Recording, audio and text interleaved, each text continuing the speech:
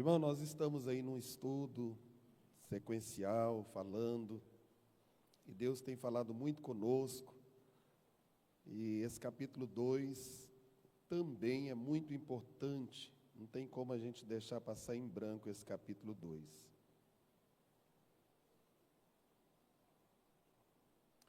Já está ali no telão.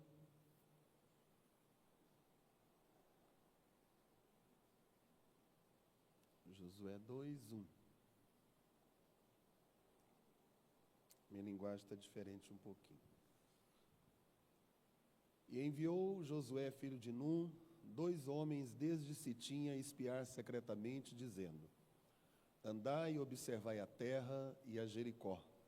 Foram, pois, e entraram na casa de uma mulher prostituta, cujo nome era Raabe, e dormiram ali. Então deu-se notícia ao rei de Jericó, dizendo: Eis que esta noite vieram aqui uns homens dos filhos de Israel para espiar a terra. Pelo que enviou o rei de Jericó a Raabe, dizendo: Tira fora os homens que vieram a ti e entraram na tua casa, porque vieram espiar toda a terra. Vamos lá para o verso de número 8. E antes que eles dormissem, ela subiu a eles sobre o telhado e disse aos homens: Bem sei que o Senhor vos deu esta terra, e que o pavor de vós caiu sobre nós, e que todos os moradores da terra estão desmaiados diante de vós.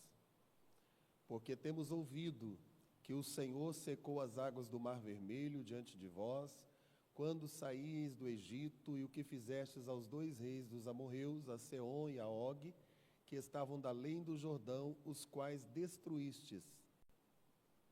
Ouvindo isto, desmaiou o nosso coração, e em ninguém mais há ânimo algum por causa da vossa presença, porque o Senhor vosso Deus é Deus em cima, nos céus, e embaixo na terra. Agora, pois, jurai-me, vos peço, pelo Senhor, pois que vos fiz beneficência, e que vós também fareis beneficência à casa de meu pai, e dai-me um sinal certo, de que darei a vida a meu pai e a minha mãe, como também a meus irmãos e a minhas irmãs, com tudo que tem, e de que livrareis as nossas vidas da morte. Então aqueles homens responderam-lhe: A nossa vida responderá pela vossa até o ponto de morrer, se não denunciardes este negócio, e será, pois, que, dando-nos o Senhor esta terra, usaremos contigo de beneficência e de fidelidade. Aleluia. Ela então os fez descer por uma corda pela janela, porquanto a sua casa estava sobre o muro da cidade, e ela morava sobre o muro. E disse-lhes: Ide-vos ao monte, para que porventura vos não encontre os perseguidores, e escondei-vos lá 3 dias, até que voltem os perseguidores, e depois ide pelo vosso caminho. E disseram-lhe aqueles homens: Desobrigado seremos deste teu juramento que nos fizeste jurar, se vindo nós à terra não atares esse cordão de fio de escarlata à janela por onde nos fizestes descer. E se não recolheres em casa contigo a teu pai, a tua mãe, a teus irmãos e toda a família de teu pai, será, pois, que qualquer que sair fora da porta da tua casa, o seu sangue será sobre a sua cabeça. E nós seremos sem culpa, mas qualquer que estiver contigo em casa, o seu sangue será sobre a nossa cabeça, se nele se puser mão. Também, se tu denunciares este negócio, seremos desobrigados do teu juramento que nos fizestes jurar. E ela disse: Conforme as vossas palavras, assim seja. Então os despediu, e eles se foram, e ela atou o cordão de escarlata à janela. Até aí, meus irmãos. Soberano e eterno Deus, te louvamos, te agradecemos pela tua palavra, e que o Senhor, nesta caminhada que nós estamos dentro desta palavra, nos oriente, nos fortaleça, nos dê graça e nos dê força para também continuarmos na nossa jornada te servindo, obedecendo e estando no centro do teu querer e da tua vontade, em o nome de Jesus. Tomai assentos. Irmãos, nós estamos falando sobre a nossa caminhada na nossa vida cristã, para Jerusalém celestial. E nós vamos vendo cada ponto desta caminhada desse povo de Israel. Existem muitas coisas que nós podemos tirar lições importantíssimas para a nossa vida, aplicarmos na nossa vida, na nossa fé, na nossa caminhada. E quando nós olhamos aqui para esse texto, tem algumas anotações aqui, até deu muitas folhas porque a letra ficou grande. Nós vemos aqui a primeira coisa que nos mostra, o capítulo 2, que o Senhor dá, através de Josué, uma missão para aqueles homens. Sabemos que a cidade de Jericó era uma cidade fortificada. Aos olhos dos homens daquele tempo, era a muralha dificilmente cairia, romperia, mas Deus, durante esta caminhada, Deus sempre teve estratégias para conduzir o seu povo. Glória a Deus por isso. Estou um pouco rouco, não vou gritar, irmão Rodrigo, e não adianta mexer muito, porque o problema é a voz mesmo, é esse tempo. Mas nós vamos romper até o final do culto. E quando nós olhamos para esse texto, me chama muita atenção, primeiro, irmãos, o que é notável nesse texto é que as estratégias vêm de Deus. A cidade era fortificada, os inimigos eram valentes, mas Deus tinha uma promessa para cumprir na vida daquele povo. E o que me chama muita atenção, porque toda a trajetória do povo de Israel, nós vamos ver Deus usando estratégias. A igreja do Senhor, ela já passou por muitas situações adversas na caminhada, mas a igreja nunca perdeu batalha.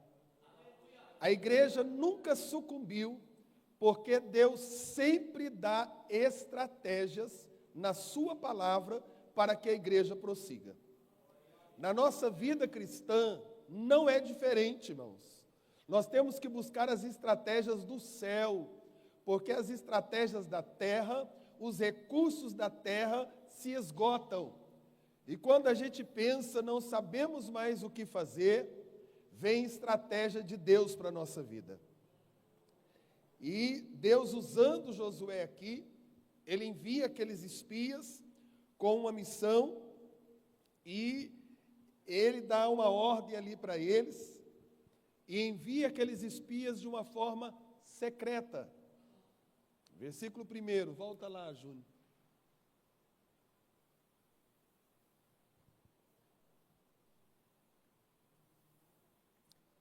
A espiar de que forma, irmãos?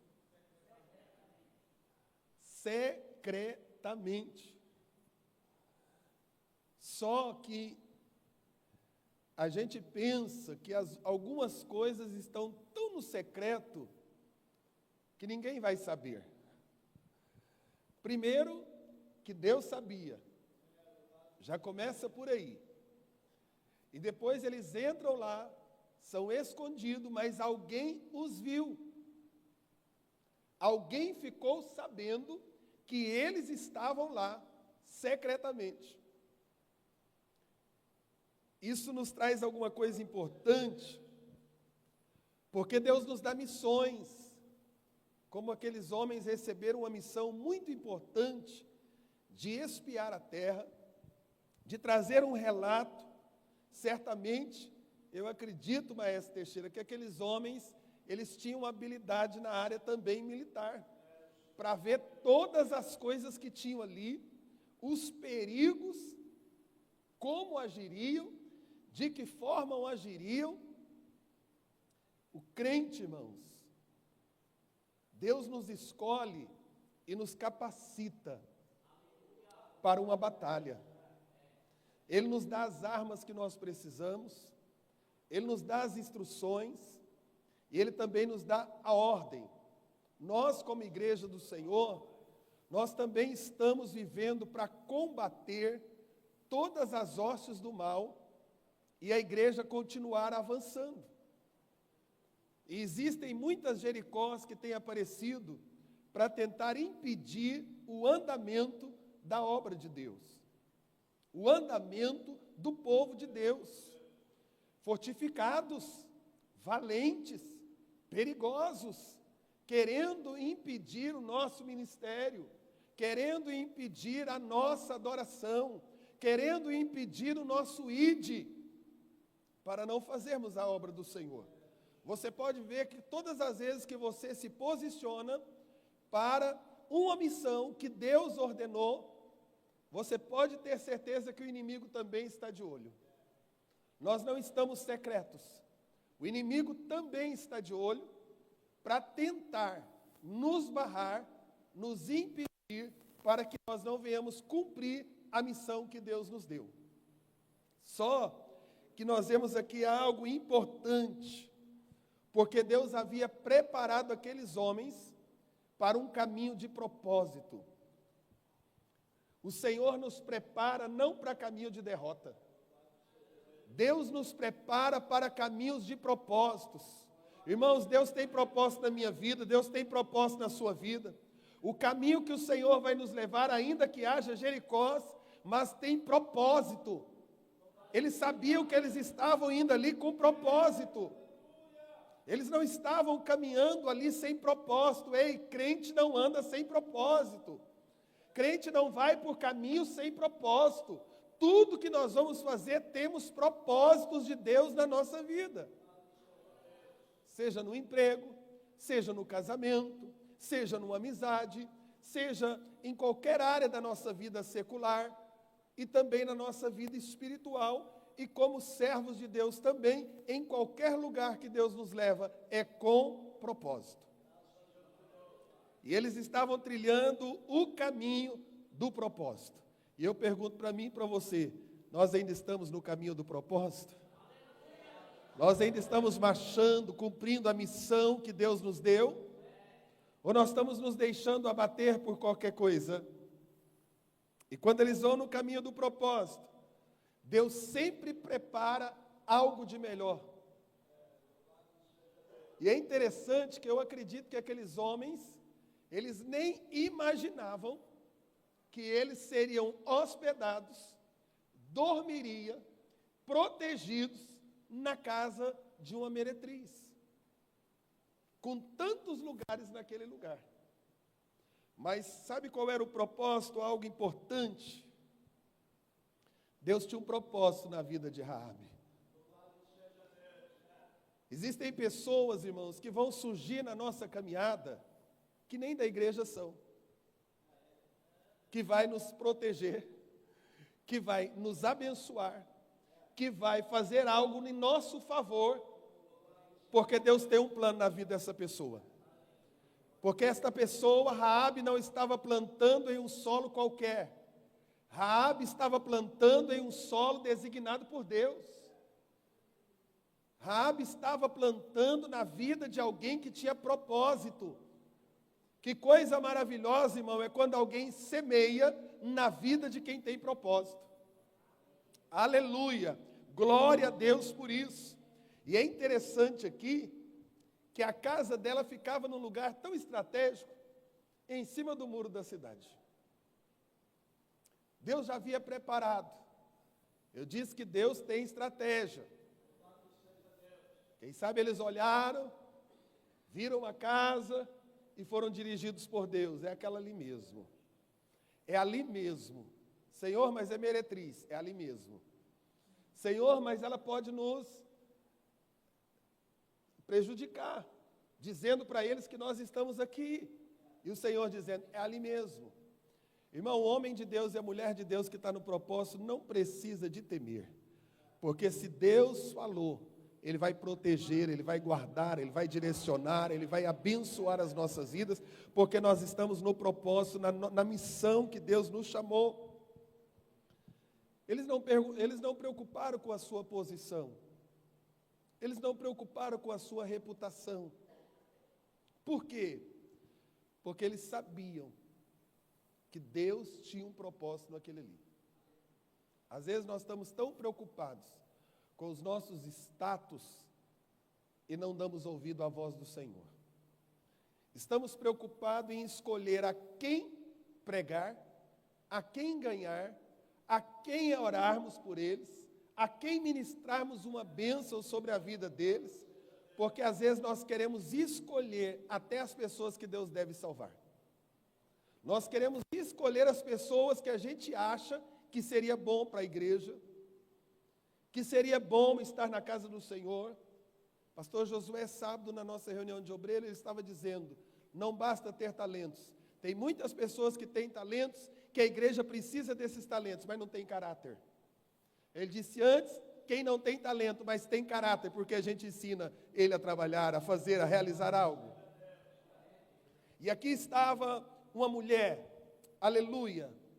Depois, quando a gente finalizar, nós vamos ler lá em Hebreus o que fala sobre ela. E nós vemos aqui uma prova viva que Deus não está preocupado com posição social, Deus não está preocupado com o passado de uma pessoa. Tem muita gente, irmão, você já converteu, você já foi lavado, comprado, remido, já mudou de vida e tem gente pensando no seu passado. Tem gente na igreja preocupado com o passado do irmão. Irmão, ele já converteu. As coisas velhas se passaram. E eis que tudo se fez novo. Aleluia, glória a Deus por isso. Mas Deus está disposto a usar qualquer um. Irmão, nós só estamos aqui porque Deus não ficou olhando o nosso passado. Nós só estamos aqui nesta casa trabalhando porque Deus não ficou olhando o meu passado, o seu passado, de onde nascemos, a família que nascemos, de onde viemos, que religião nós tínhamos, não. Deus nos escolheu e disse, essa aí vai cumprir o meu propósito. Você pode se alegrar nesta noite? Irmão, levanta a mão comigo e diga, Senhor, obrigado porque o Senhor me chamou para cumprir propósitos. Deus te chamou para cumprir propósito, irmão. Não é para esquentar banco, não é para ter só carteirinha de crente, não. É para cumprir propósitos. Aleluia! Glória a Deus por isso. Louvado seja o nome do Senhor. Aleluia! E aquela mulher é interessante, porque ela estava muito atenta. Ela já tinha escutado o que estava acontecendo no meio do arraial de Deus. Ei, irmão, por isso que nós temos que estar na presença, cheios do Espírito, porque tem muita gente aí fora que sabe as notícias que acontecem dentro do arraial, no meio do povo de Israel, sabem notícias do que Deus faz aqui, da maneira que Deus restaura aqui, da maneira que Deus cura aqui, da maneira que a gente adora o nome do Senhor aqui, e as promessas de Deus também para este lugar. Lá na onde você mora, você pode ter certeza que tem alguém que sabe que Deus tem propósito na sua vida. Tem promessa, tem visto o agir de Deus. Tem muitas pessoas que viram o vento bater na nossa casa, mas também viu a mão de Deus colocando paz. Ouviu choro, mas também ouviu voz de júbilo para saber quem é o Deus a quem nós servimos. Aleluia. Viu a gente em momentos difíceis, mas também sabe que Deus opera na nossa vida. Sabe que quando a gente dobra os nossos joelhos, Deus faz algo. Eu escutei uma líder de irmãs veterana dando um aconselhamento para mulheres do círculo de oração. Foi essa semana. E ela dizia algo importante. Ela dizia, mulheres, precisamos ser aquelas mulheres corajosas do passado. As nossas irmãs, elas não tinham medo. Marido ameaçava elas de morte, e elas estavam no círculo de oração. Famílias abandonavam elas por ser crente, mas elas estavam orando. Problemas acontecendo, mas elas vinham para a oração, porque elas se posicionavam como guerreiras. E ela disse: olha o quanto a gente está frágil. Qualquer notícia nos abala e não permite mais a gente orar. Ela estava orientando as irmãs. Mas nós vemos aqui uma mulher que ouviu falar e o seu coração se encheu de fé. Ela acreditou, aleluia. Vamos prosseguindo aí.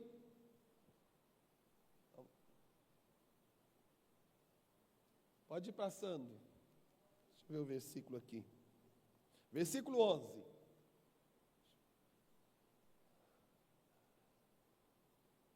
Pode pôr o 10, Júnior. Volta aí o 10. Olha o que ela disse. O que ela disse ali, meus irmãos?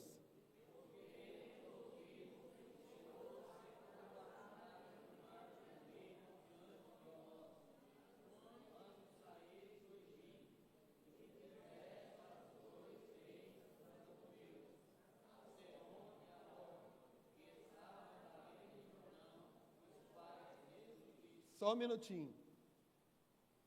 Eles ficaram sabendo, não tinha WhatsApp, não tinha internet, não tinha televisão, não tinha, pastor Valdir, nada desses recursos. Mas a notícia correu. Irmãos, quando Deus quer fazer algo pelo seu povo, não importa, que às vezes a gente quer jogar lá nas redes sociais para ver o que Deus está fazendo na nossa vida, para alguém ver. É bom contarmos testemunhos, é importante para salvar alguém, sim. Mas quando Deus opera na nossa vida, meus irmãos, quando Deus opera no meio da igreja, o próprio Deus testemunha da sua fidelidade e do seu poder. Alguém chegava lá e dizia: ei, lá vem Israel, hein? Chegaram perto do Mar Vermelho. Faraó estava vindo atrás furioso. E quando ele pensou que ia pegar,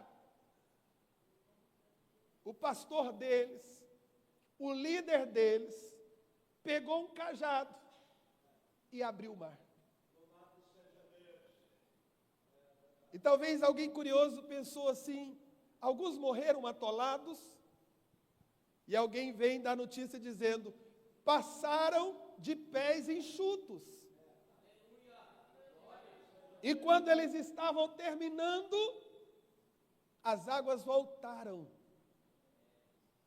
E morreram todos, e Israel cantou do outro lado: só o Senhor é Deus. A notícia correu. Irmãos, quando nós estamos na presença de Deus, você pode ficar tranquilo, que quem honra o nome dele é o próprio Deus. O próprio Deus faz questão do nome dele ser glorificado, ser exaltado. Aleluia! E ela disse: olha, a gente ficou sabendo o que aconteceu com aqueles reis que estavam da além do Jordão, os quais destruístes. O verso 11, que jeito que eles ficavam? Primeiro, irmãos, uma cidade fortificada, poderosa, não era uma cidadezinha qualquer. Um povo preparado para batalhas. Ouvindo isto, desmaiou o nosso coração. E em ninguém mais há ânimo algum, por causa da vossa presença. Porque o Senhor vosso Deus é Deus em cima nos céus e embaixo na terra. Aquela mulher dá um testemunho de fé, um testemunho poderoso. E nesse testemunho, ela disse: por mais forte que seja, estamos com o nosso coração desmaiado, preocupados, angustiados, desesperados, por causa da vossa presença. Irmãos, aonde tem um servo de Deus, que tem presença de Deus, o inimigo tem que ficar atormentado. Tem que ficar atormentado. E às vezes a gente fica com medo, né? Mas aquela mulher, ela confessa a soberania de Deus. Isso falou muito comigo, porque às vezes estamos na casa do Senhor, há tempos andando na nossa fé, mas não reconhecemos a soberania desse Deus. E ficamos temendo, preocupados na nossa caminhada. Jericó está na frente. Vamos ser destruídos. Não vai dar certo. Ficamos assim. Mas aquela mulher não. Aquela mulher disse, olha, aonde vocês chegam, tem pavor. O inimigo fica assustado. E não precisa, irmãos, da gente gritar que é crente. E nem ficar querendo mostrar a nossa carteirinha de crente. Porque quem tem a presença de Deus, Deus realiza os seus propósitos. Achei interessante isso e voltei com aquilo na minha cabeça. Pensando, Jesus, eu não estou escondido em lugar nenhum. Nós fomos para Morrinhos. Primeira vez que eu fui levar minha mãe, foi eu, ela e a irmã Elisama, que foi um canal também de bênção na nossa vida. Aí a gente está voltando, né? Pleno feriado, o pneu do carro furou. Aí a Elisama liga para um, liga para outro, e a gente não conseguindo tirar o pneu, porque meu carro tem um dos parafusos ali, tem uma chave, e aquela chave não estava lá. Eu não sei se ficou na oficina, segredo. E ali eu falei, Senhor, que desafio. Aí liga para um, liga para outro, as borracharias estão tudo fechadas. Aí um disse, só uma, tal lugar. Ligou lá, o rapaz não podia vir. Aí eu falei, Senhor, tem misericórdia, me ajuda a tirar isso aqui. E fomos, um senhorzinho foi lá, eu disse, me dá um martelo e uma chave de fenda, e fui batendo devagarzinho, tentando, até que afrouxou. Pois bem, aí eu disse, mas Elisama, vamos passar na borracharia como falou, você sabe onde fica? Eu acho que eu sei. Eu falei, porque, primeiro, irmãos, eu sempre oro, dizendo, Senhor, nos leve em paz, não permita que nem um pneu fura. E eu viajo. Só que dessa vez eu não falei para o Senhor, não permita que nem um pneu fura. Eu fiz a oração para Deus nos guardar. Eu disse, Elisama, eu não orei direito. Foi por isso que esse pneu furou. Aí a gente parou lá, e eu caladinho desci, o rapaz trocou, porque eu falei, agora vamos pegar o step e fazer ele voltar para o lugar dele, porque nós ainda temos a estrada de volta. Aí quando eu estava lá caladinho, sentado, um homem disse assim para mim, o senhor é religioso, né? Aí eu olhei para ele, aí eu falei, sou um servo de Deus. Ele falou assim, eu olhei para você, eu vi que você era religioso. Sem eu falar nada. E aí o que eu vejo com isso? Eu disse, Senhor, se eu estivesse fazendo alguma coisa errada, e também não precisou de eu falar nada para esse homem, porque, irmãos, Deus está na nossa vida.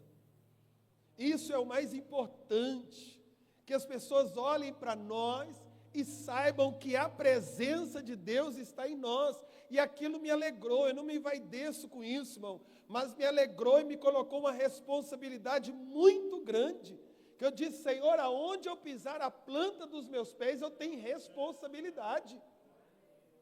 Eu tenho compromisso contigo. E ele só falou isso, entrou no carro e foi embora. E o que a gente vê aqui? Que ela fez a sua confissão de fé. Irmãos, é necessário nós abrirmos os nossos lábios diante das adversidades, dos perigos da vida e fazermos a nossa confissão de fé, reconhecendo, porque ela disse aqui, porque o Senhor vosso Deus é Deus em cima nos céus e embaixo na terra. Ei, irmão, nosso Deus não está só lá entronizado, não. Ele também é Deus na terra dos viventes. Ele não é só Deus nos céus, não. Ele é Deus na terra dos viventes. E ela reconhece ela confirma quem era aquela mulher, pastor. Ela estava numa cultura pagã, mas ela reconheceu, através da vida daqueles homens, do testemunho que Deus fez no meio do povo de Israel, aleluia. E aí, ela diz, escondem aqui, fazem assim. É interessante, né? Vamos ver o versículo 12. Aí ela faz um questionamento com eles. Ela disse para eles, olha, vocês lembrem de mim. Façam aliança comigo pelo nome do Senhor, porque eu fiz uma beneficência, que vós também fareis beneficência à casa de meu pai. E dai-me um sinal certo. Sabe o que eu acho interessante daquela mulher? Que a fé dela foi tão poderosa, meus irmãos, que ela tinha certeza que se eles prometessem, ela teria livramento. A casa teria livramento. Os pais teriam livramento. As irmãs teriam livramento. Eu não sei, a Bíblia não fala, mas eu fico imaginando, pastor Gilmar, a cara daqueles espias olhando para aquela mulher, dizendo, como pode uma mulher pagã crer tanto assim nesse Deus, querer que a gente faz uma aliança, porque ela acredita que a gente vai jogar essa cidade por terra, e que quando isso acontecer, que a gente salve ela. Ela tinha certeza que aonde Deus chega, o inimigo tem que cair por terra. Ela tinha convicção, irmãos. Olha o testemunho. Eu tenho certeza que já aconteceu com alguns dos irmãos, certamente. Alguém que você conversou, que falou algo, ou que viu algo na sua vida, ter uma fé tão grande, de você ficar assim pensando, meu Deus, lá em casa a gente não tem essa fé.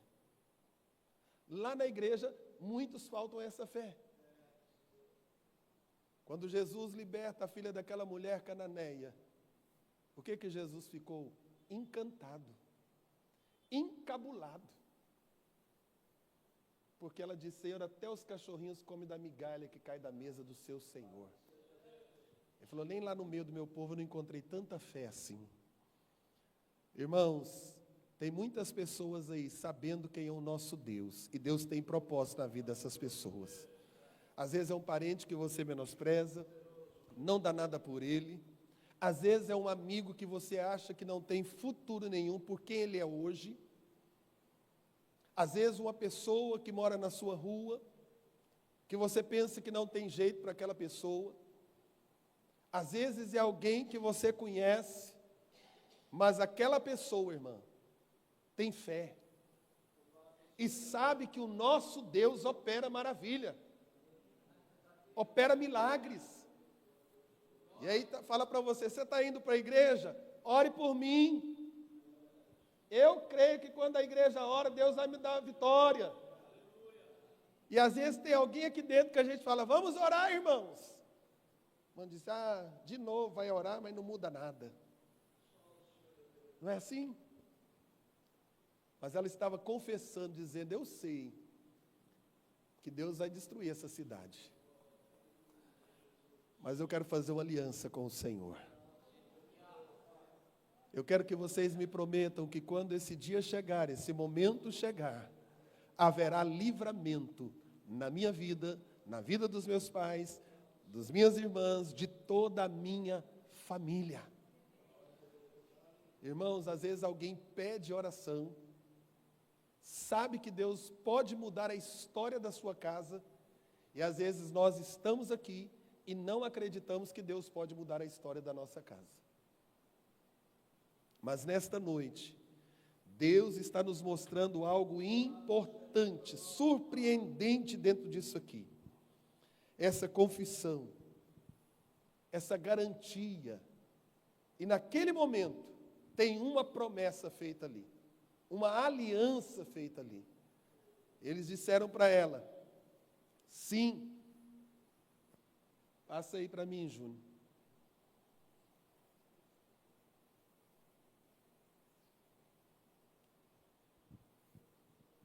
Essa lição é importante, irmãos. Aí, eu vou dar uma pinceladinha nisso. Aí uma pessoa se converte, ou chega para o nosso meio e Deus começa a operar muitas coisas. Engraçado, eu estou tanto tempo aqui nessa igreja, minha vida não muda. Eu estou todo dia no ciclo de oração, nada acontece. Fulano chegou ontem, já tem testemunho para dar. Converteu ontem, Deus já abriu a porta de emprego. Deus já fez isso. Irmãos, eu não estou generalizando, porque muitas vezes Deus também nos prova. Mas muitas vezes está nos faltando uma fé genuína no Deus que comanda céus e comanda terra. No Deus que age nos céus e age também na terra. E age também na terra. Ela reconheceu, aleluia, que Deus era poderoso para usar aqueles homens e trazer livramento. E eu paro para dizer para mim e para você, irmão, Deus quer nos usar para trazer livramentos para famílias, para vidas. Deus quer te usar para trazer livramento para a tua família. É tempo da gente sair do comodismo, nos posicionarmos. É tempo da gente parar de ficar olhando algumas coisas por aí que não resultam em fé, mas resultam em desânimo. E ainda usamos o termo vida que segue. Não, irmão, a vida tem que seguir no centro da vontade de Deus. A vida tem que seguir sendo controlada, trabalhada, mudada, transformada pelo poder de Deus. Aleluia, glória a Deus por isso, porque Deus, Ele pode transformar vidas e pode transformar corações. Creia nisso nesta noite. Quem sabe você está aqui, está enfrentando uma situação difícil na sua casa, faça uma aliança com o Senhor e diga: Senhor, eu sei que o Senhor pode mudar a vida do meu filho, que quando o inimigo chegar, ele vai cair em retirada, porque lá na minha casa terá um sinal que o Senhor está comigo. Aleluia, glória seja dada ao nome do Senhor, aleluia. E ela destaca aqui, aleluia, como Deus pode trabalhar, e os planos de Deus são perfeitos, meus irmãos, perfeitos. Aí vem aqui algo interessante que a gente aprende aqui. O pacto da salvação, da aliança. E aí eles começam, no versículo 14, aqueles homens responderam-lhe: a nossa vida responderá pela vossa, até o ponto de morrer. Irmãos, será que nós estamos dispostos para salvar alguém, para ajudar alguém, não ser destruído, a ponto de darmos a nossa vida?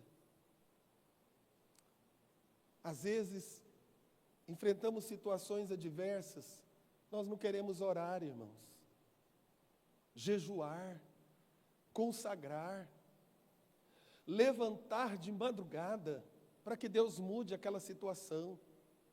A gente acha melhor chutar o balde, desistir, deixar as coisas acontecerem a seu modo. Não, irmãos. Nós precisamos nos posicionarmos com a nossa fé. Porque quando a gente se posiciona com a nossa fé, nós vamos experimentar o livramento de Deus.